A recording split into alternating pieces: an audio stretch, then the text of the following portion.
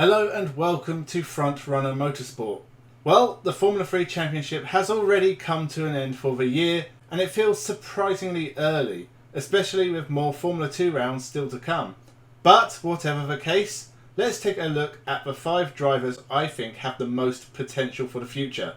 Can any of these drivers end up in Formula 1?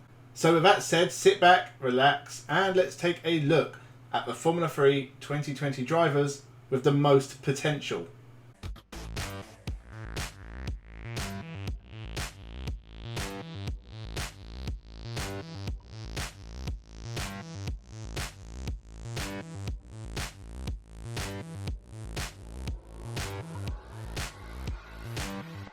Welcome to Frontrunner Motorsport. Before we start with the 2020 rabble, let's take a look back a year and see how the drivers I chose for a similar video after the 2019 championship have got on in 2020. Fifth was Jehan Deruvala, who finished third of the prema cars in Formula 3. He has had a poor year in 2020 Formula 2, scoring occasional points but a long way off Carlin teammate Yuki Tsunoda. He needs to improve in the last few races. Fourth was Lingard, who also moved up to Formula 2 for 2020 and has race wins and is challenging for the title, so all in all it's going pretty well I think. Third was Yuki Tsunoda, and after a disappointing run in the Toyota Racing Series, he has really excelled in Formula 2. Again, race winner, title contender, way ahead of Carlin teammate Jehan Deruvala, and being linked to an F1 drive with the AlphaTauri team, all looks good at the moment. Second was Pedro Pk, and I was really surprised to see him in Formula 2 for 2020, and it hasn't really worked out for him. Only a couple of points scored this year. He needs to make a sharp improvement in 2021 to keep himself relevant. First was David Schumacher, which was weird. I have no memory of why I thought he had shown loads of potential in 2019 when he only competed in 2 races, but after a full year in 2020 in Formula 3, he has scored no points, so maybe call him a work in progress. Also, the video I listed these in were drivers I thought would exceed in a second year of Formula 3, and all of them, apart from Schumacher, moved up to Formula 2, so either I am a moron or a backwards genius. So who do I think showed the most potential in 2020? Well, to start with, I am not including the prema drivers. This season is dominated by the team, so I'm just giving their drivers a pass. My thoughts on them? Well, Piastri looks like a good talent. Frederick Vesti did pretty well, but needs another year to show if he can put a consistent season together. And I am not sold on Logan Sargent. He makes mistakes. He struggled against his less experienced teammate, even though he only just lost the championship after being taken out in the final race.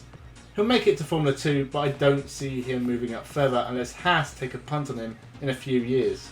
So, onto the 5 drivers I think have the most potential from this year's Formula 3 championship. Fifth, Matteo Nanini.